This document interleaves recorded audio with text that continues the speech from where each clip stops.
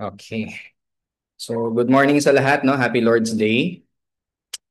So, we regret, no, that we have to cancel our in-person gathering today dahil na din sa forecast and yung church natin bahain. So, of course, we know na scripture tells us that we are called to gather physically. So, ang hindi talaga normative ang online gathering, but for now, for the safety na rin of everyone, we chose to gather online. But sana hindi tayo masanay, no, sa ganitong setup. We should still desire, no, to meet physically because that's what God's word teaches us. Okay. Sige, let's begin our online gathering with a call to worship. So allow me to read Psalm chapter 46, verses 1 to 3. Our Lord calls us to worship from Psalm chapter 46, verses 1 to 3. Hear God's word. God is our refuge and strength, a very present help in trouble. Therefore, we will not fear, though the earth gives way, though the mountains be moved into the heart of the sea, though its waters roar and foam, though the mountains tremble at its swelling. This is God's word. Tayo po'y manalangin. Our God who made heaven and earth, who controls the waters and the seas and the dry land, we come to you this morning to worship you, to bow at your throne, to glorify you.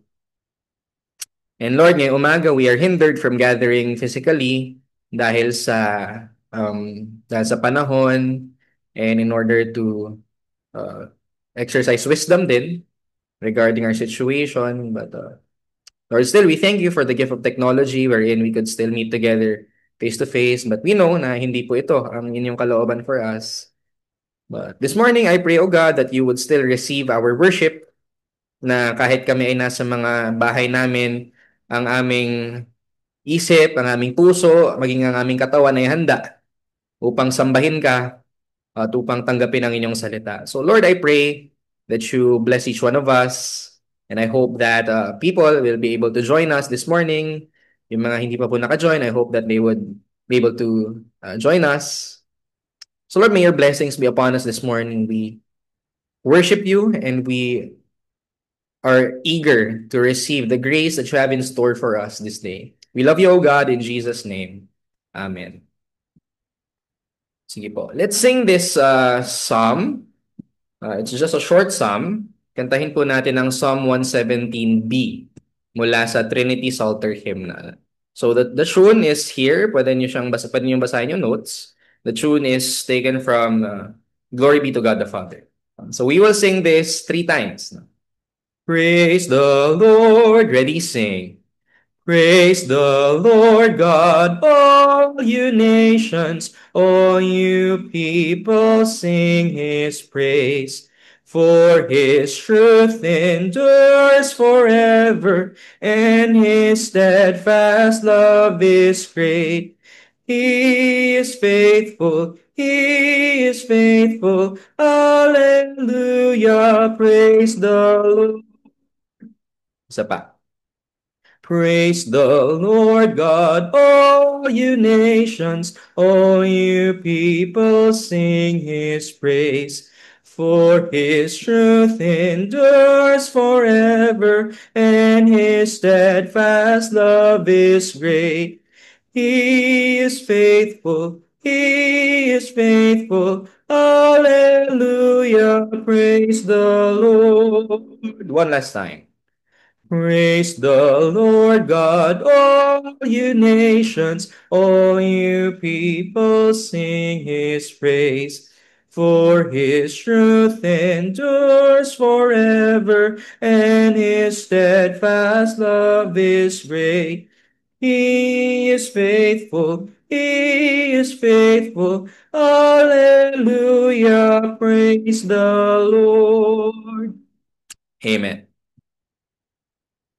Now, for our scripture reading, ang ating text po ngayong umaga is found in Titus chapter 3. Titus chapter 3, verses 8 to 15. Titus 3, 8 to 15. Allow me to read. The saying is trustworthy, and I want you to insist on these things, so that those who have believed in God may be careful to devote themselves to good works.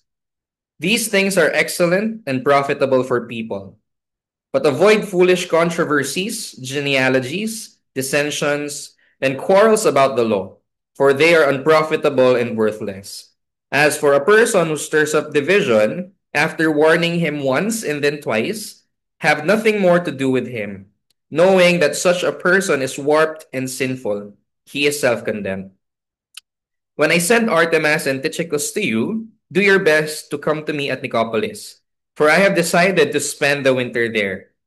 Do your best to speed Zenas the lawyer and Apollos on their way. Oh, sorry. Do your best to speed Zenas the lawyer and Apollos on their way. See that they lack nothing. And let our people learn to devote themselves to good works, so as to help cases of urgent need and not be unfruitful. All who are with me send greetings to you. Greet those who love us in the faith. Grace be with you all. This is God's word. Okay. So this morning, our message is entitled, Devote Yourselves to Good Works. Devote yourselves to good works. So ngayong umaga, mag-e-end yung ating series on the pastoral epistles. So after a year of studying First Timothy, Second Timothy, and Titus, we will finally end. No? Nakita na natin how the Lord wants His church to be structured, and ano ang itsura ng isang church that is healthy, that is patterned after the sound words that the apostles have taught. So before we go to our sermon, tayo po muna ay manalangin. Let's ask for the Lord's blessings. Let's pray. O God, I pray that you open our eyes, that we may behold wondrous things out of your law. In your Son's name we pray. Amen. Okay. So this morning, ito yung summary ng ating message. So we see that the fruit of the gospel in the life of a believer is being devoted to good works. It's devotion to good works. Okay? So I think in the lives of many Christians and many evangelicals, isa ito sa mga either underemphasized or overemphasized, no?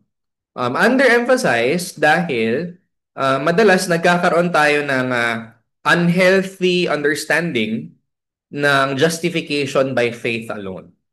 No? So, the Bible teaches us, tinuturuan tayo ng salita ng Diyos na tayo ay justified, pinawalang sala, at ginawang matuwid sa harap ng Panginoon, hindi sa pamamagitan ng pagsunod or ng mga gawa, kundi sa pamamagitan ng pananampalataya lamang. No? By simply trusting in Christ alone, we are already righteous in the sight of God. However, for many, they see that na parang, okay, relax na ngayon ang law ni God. Pwede na akong, hindi na ako kailangan maging serious sa aking pagsunod sa Diyos. Okay? So it's underemphasized. For others, it's overemphasized. Na as if the Christian life begins with the cross. Nagsimula siya sa ginawa ng Panginoong Hesus para sa atin. And then after salvation, nakadepende na sa atin yung ating Christian life. It's now a ladder that you climb in order for you to grow into maturity. So yung good works, now, hindi natin namamalayan. It replaces the cross as the center of the Christian life. So ano ang tinuturo sa atin ng Scripture? This is the summary. Good works are a fruit of the gospel. Ang isang taong tunay na natanggap ang mabuting balita ni Kristo, ang isang taong naunawaan na siya ay mahal ng Diyos, kahit na undeserving siya, naunawaan niyang si Jesus ay namatay para sa kanya, he will now desire to obey God's law and to serve his or her neighbor. And yung pagsunod na yun sa law is not a burdensome task na as if nakasalalay sa kanya at sa kanyang pagsunod ng kanyang kaligtasan, kundi it's now a joyful task. The believer enjoys doing good works because good works are a means by which we are able to glorify the God who saved us graciously, and good works are the means by which we are able to serve the people around us. Ang mabubuting gawa ay ang kaparaanan natin para ipakita na mahal natin ang Diyos at nagpapasalamat tayo sa Kanya. At ito din ang paraan na binigay ng Diyos sa atin para ipakita sa mga tao ang pag-ibig ng Diyos sa pamamagitan ng paglilingkod sa kanila. Okay? So there are three things that I want to share with you this morning. So first is the basis of good works. Second is the opposite of being devoted to good works. And third, the picture of being devoted to good works. So let's begin with the basis of being devoted to good works. We see this in the verse 8. So sabi ni Paul kay Titus, the saying is trustworthy and I want you to insist on these things. So itong phrase na ito, the saying is trustworthy, makikita po natin ito sa mga epistles ni Paul. In 1 Timothy, 2 Timothy, throughout the pastoral epistles, nakita na natin in our previous Lord's Day messages na nauulit ito ni Paul. At sinasabi niya ito kapag mayroon siyang bagay na gustong i-emphasize. No? Mayroon siyang bagay na gustong itatak sa puso't isipan ng mga tao. This saying is trustworthy. Ito ay dapat yung pagkatiwalaan. Ang sinabi ko ay dapat yung pagkatiwalaan. And I want you to insist on these things. So i-push mo na ituro itong mga bagay na ito. Affirm it. Strongly and emphatically assert it. Now, anong saying ito? Anong things ang tinutukoy niya dito? So if you have your Bible, look at the previous verses from verses 4 or 3 to verses 7. No? Which is yung message natin nung nakaraang Lord's Day. So what do we see in verses 3 to 7? We see the message of the gospel. No? Na tayo ay dati foolish, disobedient, makasalanan, namumuhay sa kasalanan, nagpapauto kay Satanas, right? Our minds, our hearts, our actions, our words, lahat ng yun ay tainted ng kasalanan. But then, the goodness and loving kindness of God our Savior appeared. Pinamalas ng Diyos ang kanyang biyaya, ang kanyang habag, ang kanyang pag-ibig sa atin sa pamamagitan ng pagpapadala ng kanyang anak na si Jesus. To die for our sins, to die for our rebellion, to die for our law-breaking. And then the Father and the Son gives us the Holy Spirit para mabuhay ang ating patay na espiritu. Dati wala tayong ibang alam na gawin kundi magkasala. Even the good deeds that we do, tainted by sin. But because of the Holy Spirit, tayo ay born again. Binigyan ng panibagong buhay.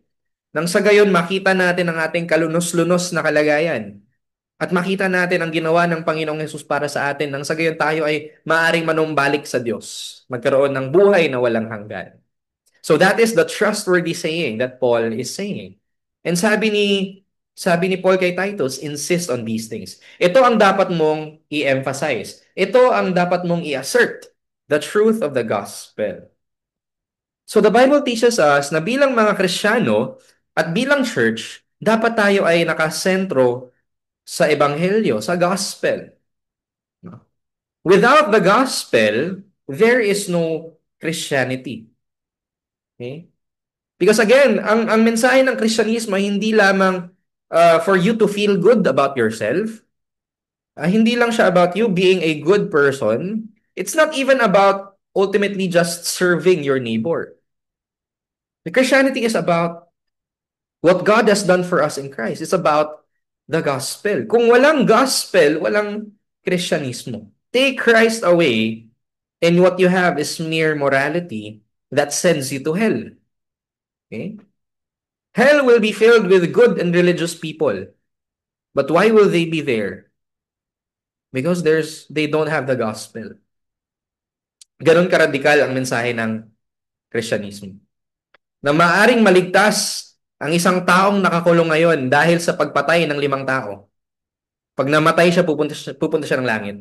Kapag siya'y nanampalataya sa Panginoong Hesus. At pag mayroong isang matandang babae na namuhay ng matuwid, puro good works, puro charity, pero hindi siya nananampalataya sa Panginoong Hesus, she will be judged by the holy and righteous judge, because even her good works are an abomination sa harap ng Diyos. Without the gospel, there is no Christianity. That is why the gospel should be the center of a church's teaching, preaching, ministry, and life. Insist on these things. That's why we emphasize in our church that the gospel must be proclaimed hindi lamang tuwing may evangelistic meetings, but every Lord's Day. And every day, we should preach the gospel to ourselves. We must be founded on the gospel. And then, ano ang fruit ng gospel according kay Paul? Verse 8, again, the saying is trustworthy and I want you to insist on these things. Yung ginawa ng Diyos para sa atin sa pamamagitan ni Jesus. Insist on the gospel so that those who have believed in God may be careful to devote themselves to good works. Okay? So, tinuturo sa atin dito na ang bunga ng gospel sa buhay ng isang mananampalataya is this. We will now be careful to devote ourselves to good works. Ibig sabihin, ang isang taong naunawaan ang ginawa ni Kristo para sa kanya will now think deep and think hard. Pag-iisipan niya ng mabuti at malalim kung papaano siya ngayon mabubuhay in good works. The Christian will think deep and think hard how to live in gospel-driven obedience. Hindi lamang basta-basta obedience, but intentionally, sumusunod siya sa Diyos after reflecting on the gospel. Okay? The Christian now thinks deep and hard kung paano mamuhay nang nakakalugod sa Panginoon. The Christian will think deep and hard how to live in a Christ-like manner in everything that they do. Okay? So the Bible does not absolve us from doing good works. Hindi tayo in-excuse ng Bible from doing good works. In fact, dahil sa gospel, mayroon tayong greater duty to devote ourselves to obedience and to good works. No? So hindi tayo ine-excuse ng Diyos mula sa pagsunod. But rather, the Bible is reinforcing obedience due to the gospel. Okay? So bilang mga Kristiyano, we must think again hard. Sabi dito, be careful to devote. Ibig sabihin nun, you're thinking deep in Greek. Pinag-iisipan mo ng mabuti. It could even mean being anxious about something. Yung word na careful. So talagang concerned ka. Merong intentionality from you na gusto mong ingatan na masunod mo ang lahat ng inutos ng Diyos sa iyo at gusto mong wala ka ng ibang gagawin kundi good works. So Christians think hard about paano ko ma-honor si God sa relationships ko. How I treat my family. How I treat my friends. How I treat my churchmates, my schoolmates, my workmates. They think deep and hard, paano ko maipapakita si Kristo sa aking everyday job? Sa mga taong nakakasalamuha ko. So yung Christians prepare themselves to make sure na kung saang sitwasyon man sila ilalagay, hindi magiging option ang kasalanan at compromise. That's what Paul is saying. Be careful to devote themselves to good works. Their aim is to seek to honor God and to bless the people around them. So do we have that careful devotion to good works? Or masyado tayong passive? Every waking day, wala tayong intention na this day, susundin ko ang utos ng Diyos. This day, I will live in such a way that I reflect Christ sa mga tao sa palibot ko. I will live in such a way na mag-glorify si God. I will live today to serve my neighbor. Do we have that kind of careful devotion to good works? Okay. So, this passage tells us na yung good works, they do not come out passively. Okay? So isa sa mga siguro mistakes ng Christians is we believe that God is at work in us. So because God is at work, the one at work in us, therefore mag-aantay na lang tayo na babaguhin tayo ng Diyos. We're passive lang, Lord. We're waiting for that powerful transforming miracle na gagawin mo sa buhay ko. But is that what the Bible teaches us? No. No. We do not bear the fruit of obedience and good works by being passive. Hindi tayo magbubunga na, hindi magkakaroon ng bunga ng pagsunod at mabubuting gawa ang buhay ng isang mananampalataya sa pamamagitan ng pag-aantay lamang na Diyos ang kumilos sa kanya. But rather, what the Bible teaches us is yung work ni God sa atin bears the fruit of us actively seeking to know God, to know His will, so that we may believe and live out God's commandments.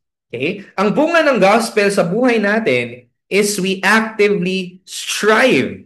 Nagsisikap tayo to train our minds and our hearts na maging devoted sa good works, devoted sa obedience every single day of our lives. So nasa atin ba yung ganong klaseng aktibo at intentional na pagsunod sa Diyos? Do we strive to do that?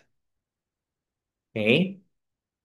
Naunawaan ba natin ang pag-ibig ng Diyos? Naranasan ba natin ang pag-ibig ng Diyos for us to the point that we would say, every day of my life, I want to devote my life to Him. I want to obey Him in everything that He has said in His Word because I love Him, because He saved me. Okay? So what are some practical things that we can do to train ourselves to be devoted to good works? So of course, we know this. Privately, you must be in word and prayer. You must always be in the word and prayer. Now, when I say in the word, I'm not just saying na dapat alam mo yung information na nakapaloob sa Bible.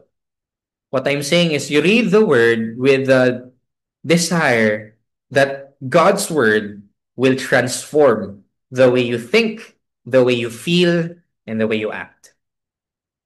No? And you must always be in prayer. And when I say prayer, hindi lamang yung magpe-pray ka para sa pagkain mo or bilang routine, but prayer with the intention to commune with God.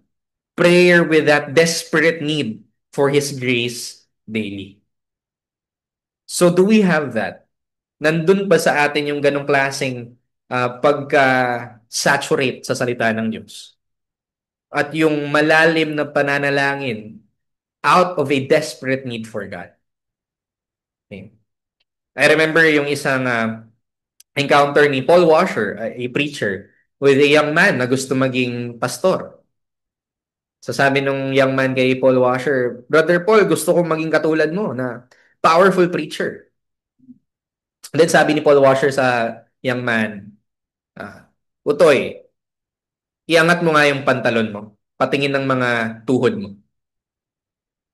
Then sabi niya, unless your knees are scarred due to prayer, hindi kita papapasukin sa church ko.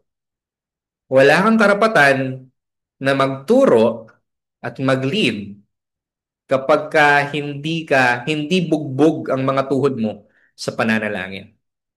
And that is not just a standard for pastors and preachers. That is for all of us. Again, yung being in the Word and being in prayer do not merit salvation. Ngunit, how we treat our Bibles and how much time we spend in prayer, ito po ay indication kung gaano tayo kadesperado para sa Diyos. Okay? If we have no concern for knowing God's will and for prayer, then nagiging self-sufficient tayo. Tingin natin kaya nating mabuhay apart from God. Okay? But in order for us to be devoted to good works, we must always be in the Word. We must always be in prayer. Okay? So be in the Word, be in prayer. And more than that, again, The Christian life is more than being a personal relationship with the Lord. It is a corporate faith. It is a community project, yung growth natin in the Christian life. So corporately, we must strive to grab every avenue na makakatulong sa atin to grow, especially Lord's Day worship. Okay? So ang main avenue para tayo ay lumago sa ating pananampalataya is not your personal devotions. It's the Lord's Day worship. And yung Lord's Day worship ang magfu-fuel sa daily personal relationship and worship mo sa Panginoon. And vice versa. It's your daily devotions, daily worship na magpe-prepare sa iyo in order to receive God's blessings on the Lord's Day in its fullness. So the Lord's Day fuels your daily worship. And your daily worship prepares you for the height of the Lord's Day worship. So ito ang paraan how we can devote ourselves to good works. Always be in the Word, always be in prayer, always be present for Lord's Day worship. Okay? So again, itong good works na tinutukoy dito ni Paul ay hindi lang basta-basta pagsunod sa mga utos ng Diyos o paggawa ng mabuti. Because God does not just want us to fight sin and to obey rules and to do good deeds. Kasi kayang gawin yan kahit ng mga unbelievers. But rather, what makes Christianity different? What makes Christians different? Ang nais ng Diyos mula sa atin ay labanan ng kasalanan, sundin ang kanyang mga utos, gumawa ng mabuti sa ating kapwa as an intentional response to the message of the gospel of grace. That's what makes our good works different from the good works of other people. Intentionally, we do this as a response to the gospel. Okay? Ang pagkamatay at muling pagkabuhay ng Panginoong Yesus ang siyang nagbabago ng ating puso. And once we have that change of heart, yung motivation natin to do good works is not just simply because we want to do good or we are forced to do so or gusto natin maka-earn ng points kay God. No. We do this because God has already blessed us with all spiritual blessings in the heavenly places through Jesus Christ. Okay? Martin Luther once said, sabi niya, God does not need your good works, but your neighbor does. So para tayo maging matuwid sa harap ng Diyos, hindi kailangan ng Diyos ang ating pagsunod. Okay? Ang paraan para tayo maging matuwid at katanggap-tanggap sa harap ng Diyos ay pagtitiwala kay Jesus lamang. At ang kanyang katuwiran ang siyang magbabalot sa atin nang sa gayon tayo ay maging katanggap-tanggap. Okay? That's clear in Scripture. While good works ay hindi nakaka-contribute sa ating kaligtasan, good works ay ang good works ay bunga ng pagkilos ng Diyos sa ating buhay nang sa gayon maluwalhati ang Diyos sa atin sa pamamagitan ng pagbabago niya sa ating buhay at upang tayo ay magamit ng Diyos bilang mga instrumento ng biyaya niya sa buhay ng mga tao sa palibot natin. Good works are the fruit of our salvation.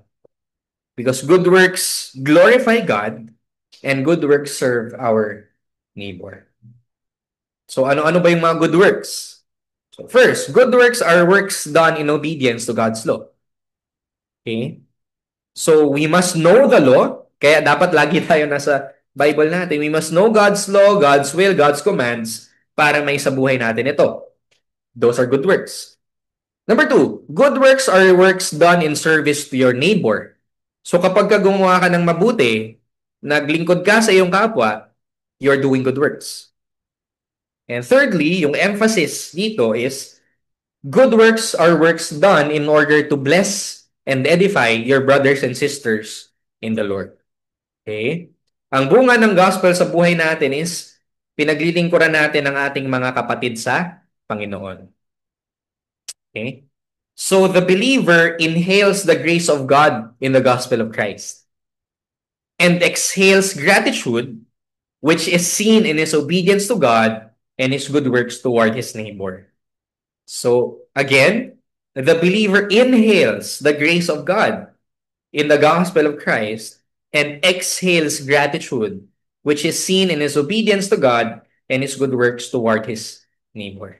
Kung tunay ang nalanghap natin ang biyaya ng Diyos, ang ihihinga natin palabas ay mga mabubuting gawa at pagsunod sa ating Diyos. So that's the first. The basis of being devoted to good works is the gospel.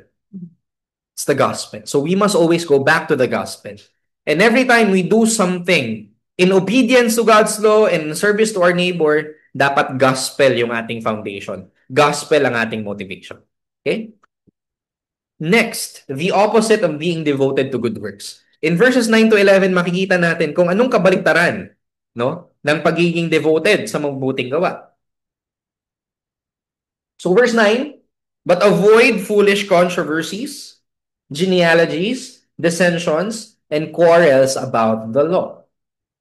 So sabi ni Paul kay Titus, iwasan mo itong mga walang kwentang pagtatalo at pag-uusap na to. No? They're unprofitable, hindi sila makakatulong, at wala silang kwenta. So this is in contrast to what he said sa previous verse. The gospel and its fruit of good works are excellent and profitable for people. Maganda at nakakatulong. But itong ganitong klase ng pag-uusap at pagtatalo, kabaliktaran. Hindi sila nakaka-bless. So, sinasabi ba ni Paul na kahit anong klaseng pagtatanong or debate ay huwag gawin? So, of course not. Questions, some controversies, and debates can be good and healthy. Okay? Huwag natin isipin na ay, hindi dapat tayo magdebate kasi dapat peaceful tayo, magkapatid tayo sa Panginoon. Of course not, because there is such a thing as healthy debate, healthy questioning, healthy controversies, kung saan we sharpen each other so that we get to the point na mas naiintindihan natin ang tinuturo ng Diyos sa kanyang salita. That's good.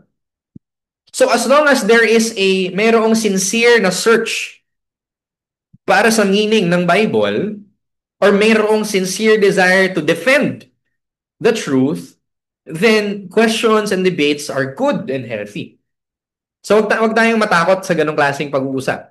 Wag tayong matakot na there will be times na magiging heated ang ating debate. Okay. Magiging strong tayo minsan sa ating pag-assert ng katotohanan. That's good as long as our desire is to come up with the truth. However, kapag itong mga pagtatanong na ito, itong mga pagtatalo na ito, ay ginagawa lang for curiosity's sake, so pamimiloso ko lang, or questioning and debating out of pride, because I just want to prove you wrong, gusto kong durugin ka, then sabi ni Paul, iwasan mo yung ganyang klaseng mga pagtatalo. And the same thing is true with us. Okay? Dahil ang bunga ng katotohanan is not idle and proud philosophizing. Ang bunga ng katotohanan is hindi yung nakaupo ka lang, nakikipagtalo, walang ginagawa, okay? At puro mental gymnastics lang ang ginagawa mo. But the fruit of the truth of the gospel in the life of a believer is godliness. So, yung questions that we bring up, yung healthy debates, must be done in the context of being godly. Not with a desire to tear down and to destroy and to divide. Okay. Sabi ni John Calvin, the design of Christian doctrine is that believers should exercise themselves in good works. No? So do we have that? Do we have that? Do we avoid senseless debate and division? And do we pursue that healthy kind of conversations and debates and question and answers so that we come up with the truth? Okay? So ang healthy na kind of debate fosters unity, not division. Because the more we discuss, the more na mas nalalapit tayo sa katotohanan. But an unhealthy kind of debate that only seeks to self-glorify tears down the unity that Christ wants to see in His church. And then, nagdagdag pa si Paul, sabi niya, verse 9, avoid foolish controversies, genealogies. So, during their time, nabanggit na rin natin to dati, mayroon silang weird na ginagawa na kinoconnect nila yung family tree nila or yung family tree ng teachers nila sa mga prophets sa Old Testament para sabihin na, oh, lolo ko si Jeremiah. Kaya mayroon akong authority na magturo ng mga bagay-bagay. Okay? So it's an argument from authority. Gina-establish na yung credibility nila not because of the content of what they're teaching but because of who they're related to. So sabi ni Paul, that's useless. Huwag kang makisali dyan. Okay? Dissensions. So rather than loyalty to Christ, itong mga tao dito may temptation to show loyalty to people. And yung goal nila is not Christ-likeness, not truth, but to destroy their opponents at maitaas ang sarili nilang kampo. Okay? So loyalty to people rather than to Christ. Now, wala namang problema if you identify with certain people or a certain group as long as ang dahilan kung bakit ka sumusunod is because sure ka that that person or that group leads you to be more faithful to Scripture. Okay? There's nothing wrong with identifying. Kaya nga tayo evangelicals eh. Not because we glorify the evangelical camp, but dahil alam natin that as evangelicals, we seek to be faithful to Scripture. No? So, for example, I call myself a Calvinist. Hindi dahil tagasunod ako ng isang tao na nagngangalang John Calvin, but because nakita ko that how he interprets the Bible is faithful to how God wants to understand His Word. Okay? So let's make sure that our loyalty is not sa people or sa labels or sa traditions or sa groups, but sa Scripture. And the people that we listen to, the groups that we belong to, ito ay mga helps so that we get closer and we are guided na magkaroon ng faithful na interpretation ng salita ng Diyos. And then there are quarrels about the law. So, yung mga details ng law na useless naman, for example, tuwing Sabbath, gaano kalayo ang pwede nating biyahiin para hindi natin ma-break yung Sabbath? Pwede bang pindutin ang switch ng ilaw pag Sabbath? Kasi pag pinindot ko yun, work yun. So sabi ni Paul, useless yung mga pag-uusap na yan. Because the essence of the Sabbath is you gather together with God's people on the day of worship. Alisin niyo na yung mga useless na mga bagay na yan. Basta abstain from anything that will distract you from worshiping the Lord on that day. Okay? So ayun. Again, any discussion, debate, questions that lead to division ay dapat iwasan.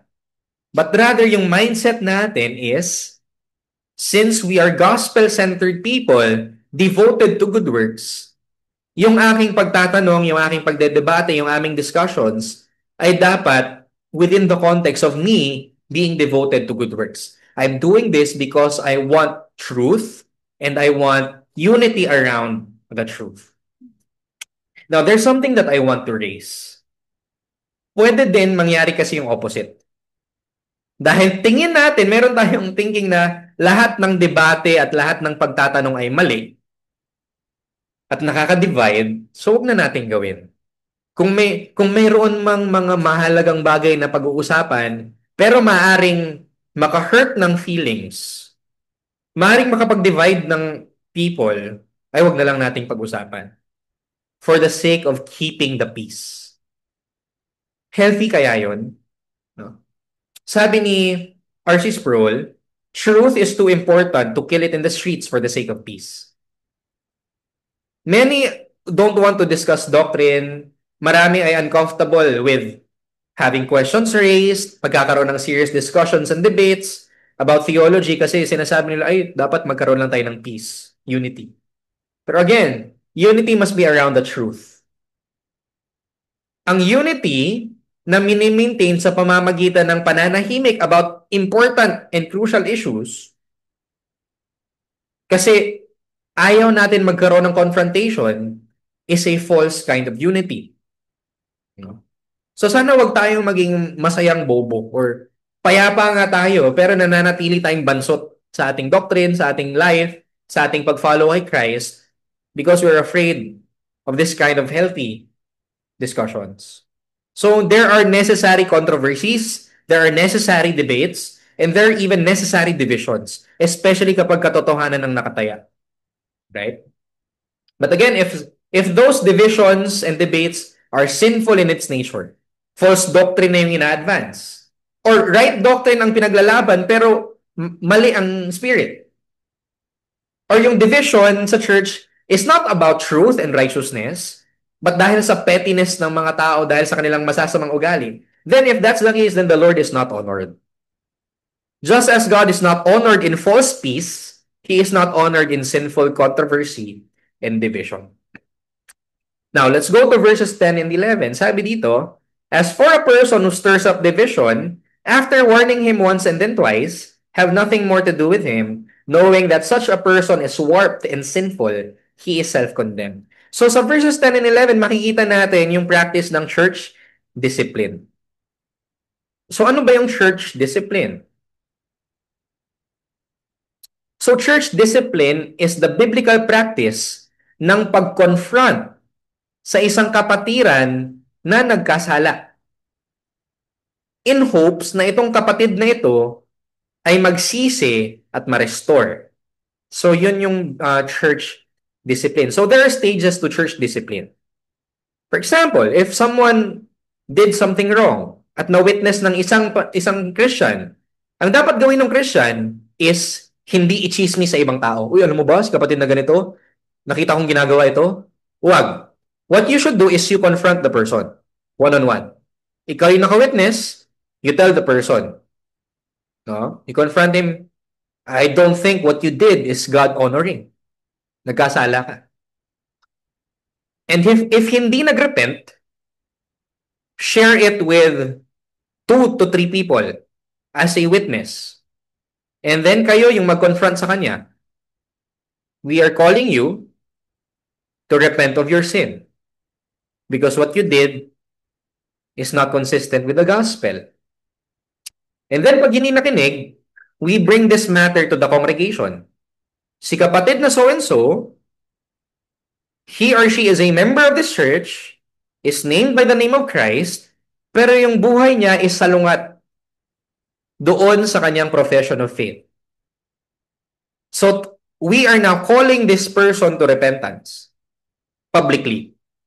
At kapag yung pag-declare nung sin niya sa church ay hindi naging cause for the person to repent and be restored, then that person will be excommunicated. Okay? Which is, aalisin na siya from membership. Church discipline is a biblical practice. Makikita natin yan sa Matthew chapter 18. Yung steps na binanggit ko kanina, those are Jesus's words. No? So a church that does not confront sin and self-righteousness and false teaching, and a church that does not discipline their members is a church that does not have God's love. Bakit? Because they do not love their brother or sister enough to correct their unrepentant sin. Kung hindi kinokorek ng magulang ang kanyang anak na patuloy na namumuhay sa rebellion, then those parents do not care for their child. Walang pagmamahal doon. The same thing is true with the church. Kapag hinahayaan lang natin na magkaroon ng unresolved issues within the church, or we let someone live in unrepentant sin, or tinotolerate natin yung mga bagay na yon without confronting that sin, then we do not have God's love. What we do is mas ginugusto nating magkaroon ng peking kapayapaan sa church that leads that person to hell. Mas gugustuhin natin yun. Payapa na lang tayo, wag na lang tayo mag-confront. Bahala na siyang pumunta sa impyerno, basta wag tayong magagulo. They would rather do that than to do the messy job of confronting that sinner so that their soul will be saved. Church discipline is biblical and it is loving. And again, excommunication is the final step. Even ang excommunication, it's actually a gracious act. Hindi siya act of punishment. But sabi ni Paul, bakit ina-excommunicate? Why do we hand people over to Satan? So that they might learn not to blaspheme. So that their souls might be saved. Mainggit sila na, ay, na-miss ko yung gathering ng church. I want to go back. The goal of excommunication is in hopes na kung totoong mananampalataya siya, he or she will sense yung missing part ng buhay niya na wala ang mga kapatid niya sa Panginoon. Okay? So do we have that kind of love in BFEC?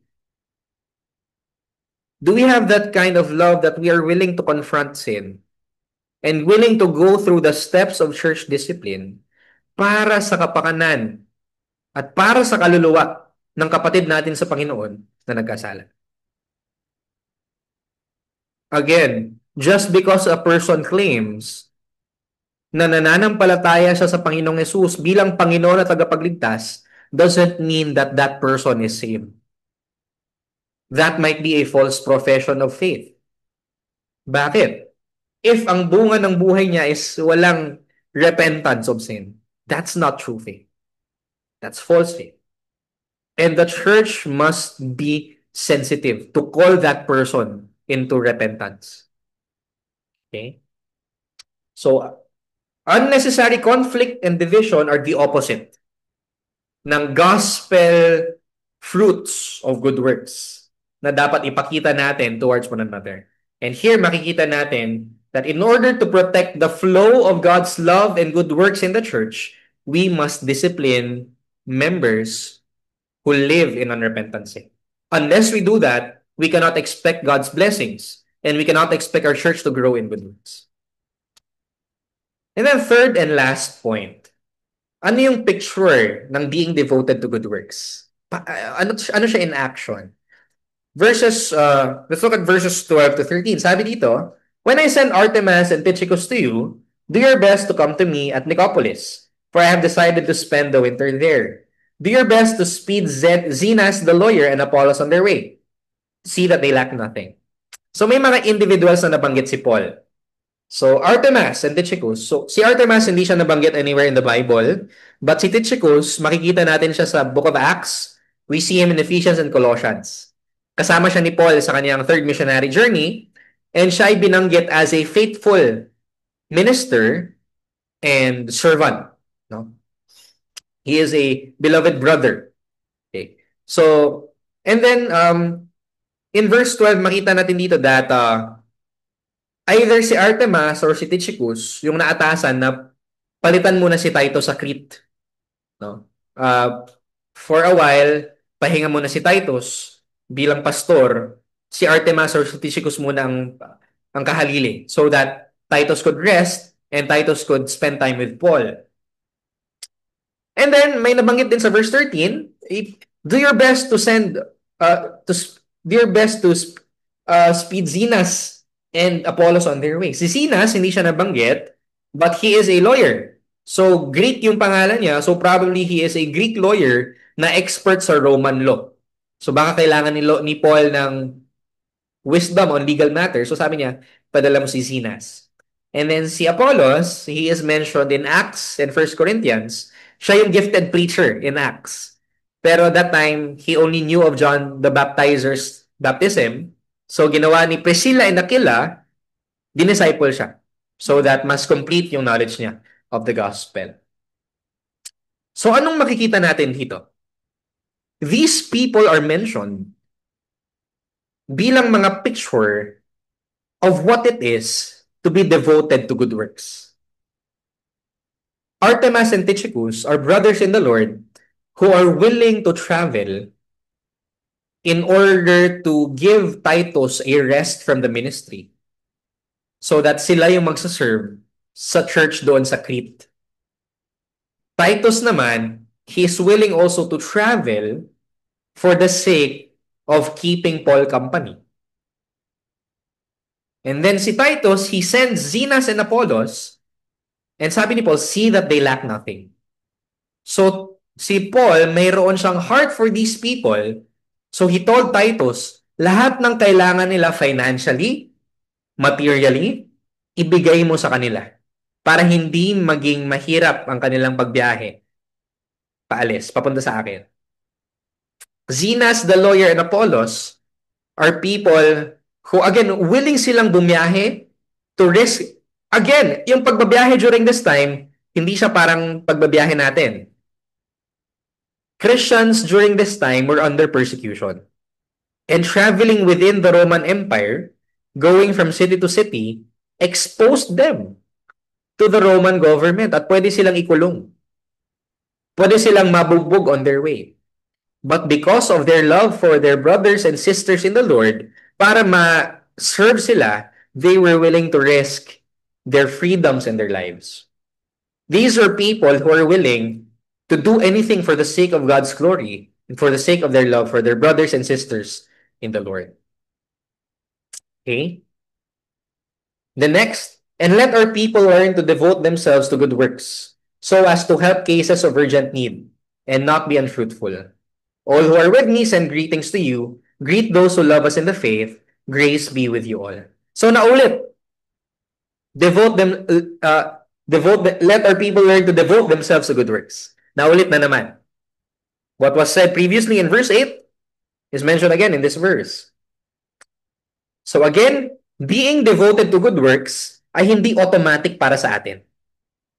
As much as we want to believe that it is. Sabi ni Paul, let our people learn to devote themselves to good works. It's something na dapat nating matutunan. Dahil ang good works ay hindi lamang basta paggawa ng mabuti or pagsunod sa Diyos. Again, good works here is born, bunga ng reflection natin on the gospel and is our response to God's love. Yun yung good works that we're called to do. It must be an intentional response sa pagkaunawa natin ng ginawa ng Panginoong Yesus para sa atin. Those are the good works that we must learn to be devoted to. Okay? So, these good works, kapag naunawaan natin na ito ay bunga ng gospel, we must obey God, we must do good works, especially in moments na uncomfortable para sa atin. Okay? For the glory of God, for the sake of our neighbor, for the building up of the church. Then sabi ni Paul, so as to help cases of urgent need. So tayong mga mananampalataya must be sensitive to the needs of our brothers and sisters in the Lord. Firstly, sensitive tayo sa mga pangangailangan ng mga members ng local church natin.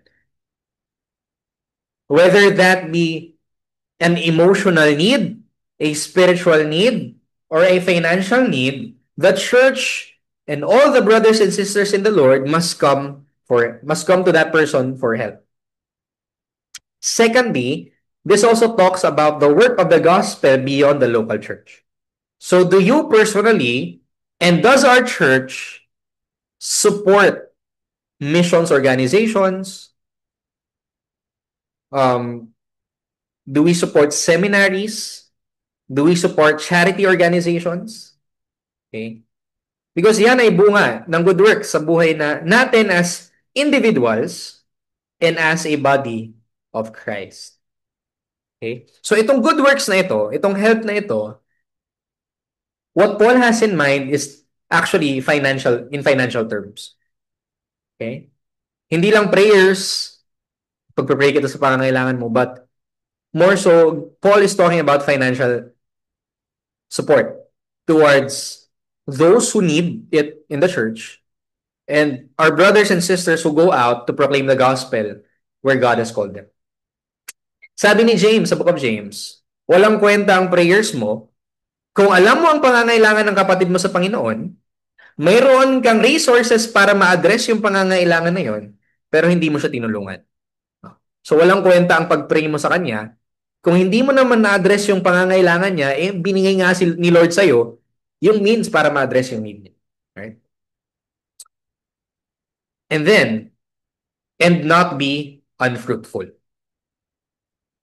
So sabi ni Paul, dapat matuto ang ating mga kapatid sa Panginoon to devote themselves to good works para makatulong so that they will not be unfruitful.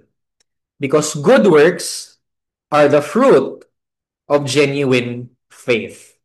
Ang pagsunod at paggawa ng mabuti ay bunga ng tunay na pananampalataya. Remember Christ's words in John 15.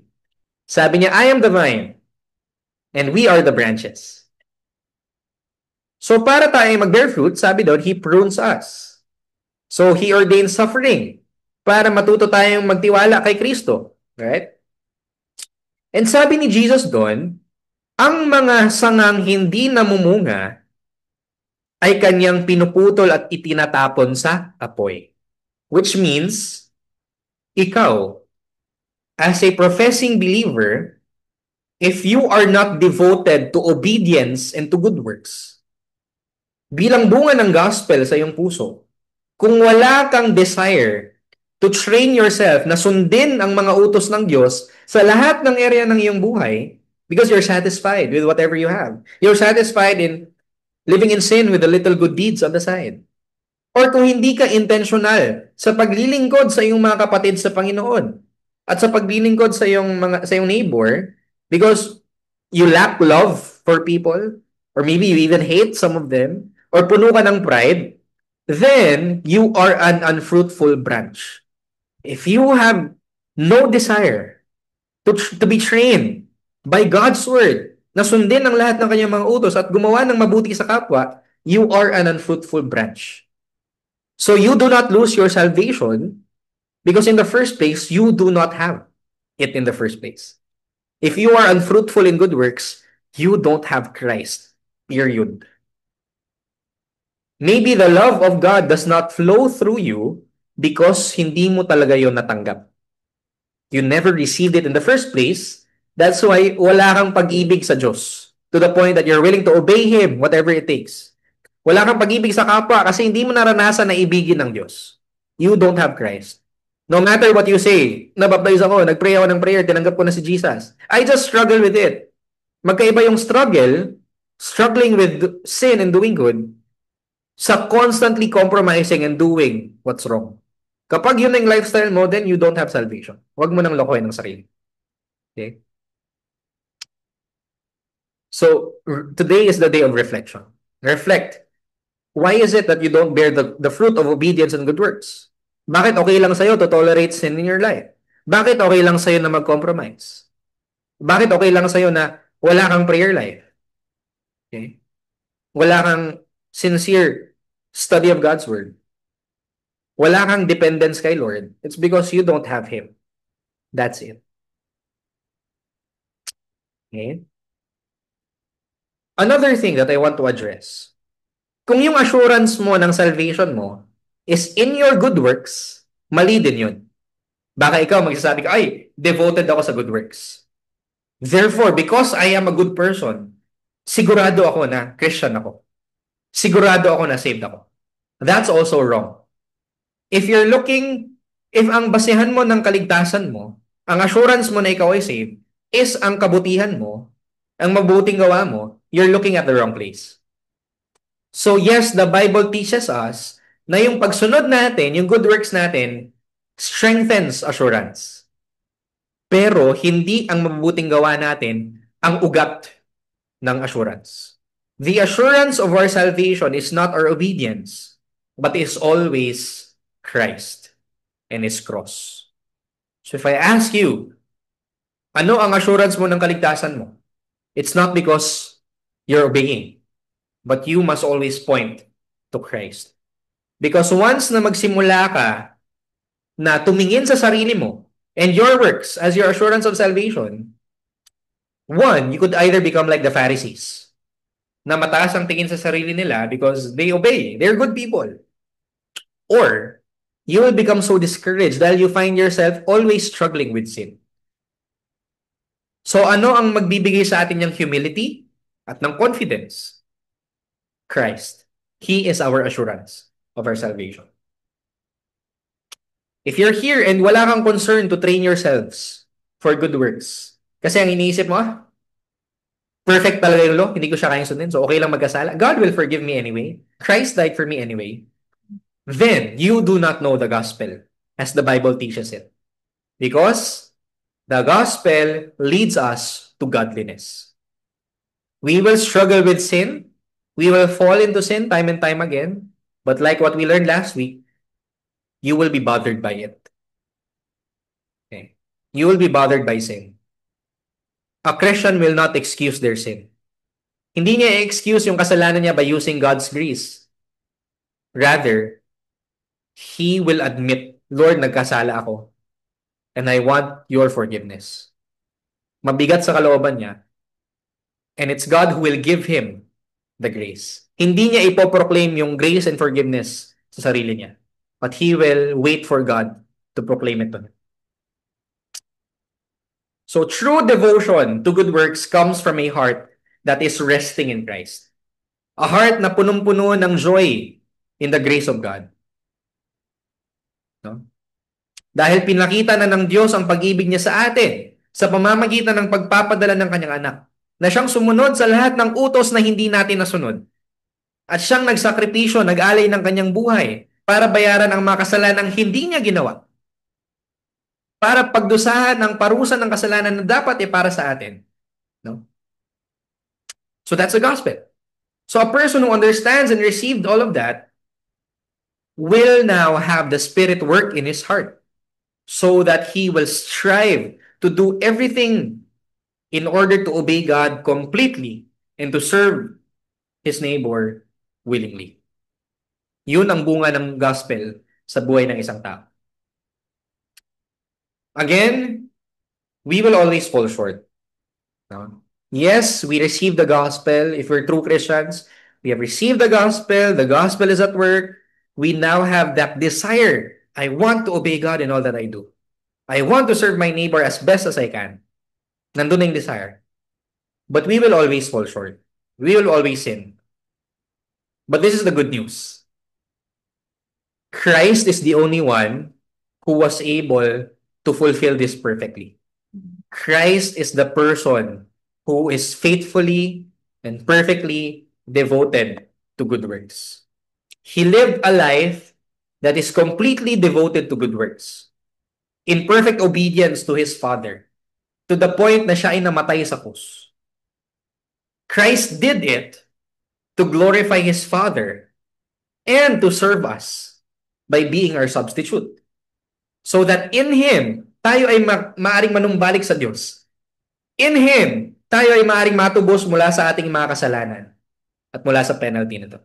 This is the gospel.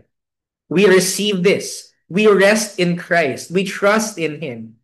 And now we know that in Christ, and because of what He did, we are fully known and fully loved by God. We fail this, pero si Jesus po nag-fulfill nito para sa atin. In Him, we are already righteous and perfect in God's sight. And the good news is, binigay sa atin ng Ama at ng Anak ang banal na Espiritu so that we, like the Savior that we love, might fully devote ourselves to good works for the glory of God, the God that we love, and for the good of our neighbor, whom our God calls us to love. Tayo po'y manalangin. Let's pray. God, we thank you for your word. I pray that you challenge people this morning kung sila ay namumuhay sa kasalanan and sa paging relax lang. I pray that you bother them to the point of repentance so that they will receive the fullness of your grace and joy. Kung mayroon man pong discouraged this morning because they find themselves always struggling with sin, I pray na ang gospel ang magbigay ng comfort sa kanila, telling them that Christ has already done everything necessary for us to be reconciled to you and to be equipped for every good work. And if there's anyone here na confident na sila iligtas because of who they are and what they have done, I pray that you break their towers of self-glory. Bring them to that place of nothingness so that Christ might become their all. Lord, I pray that you dismiss us with the fullness of your blessings. Naway itong salitang aming narinig ay patuloy na bumagabag sa aming puso't isipan so that we might learn what it is to be a true believer who receive the gospel, and who lives lives of good works. Bless us this morning, O God. We love you. In Jesus' name, Amen. Okay? So let's Jude 24 to 25, no, as our doxology. Now to him who is able to keep you from stumbling and to present you blameless before the presence of his glory with great joy, to the only God our Savior through Jesus Christ our Lord, be glory, majesty, dominion, and authority before all time, and now and forever. Amen and amen. So this ends our worship service for this morning. May God bless us all.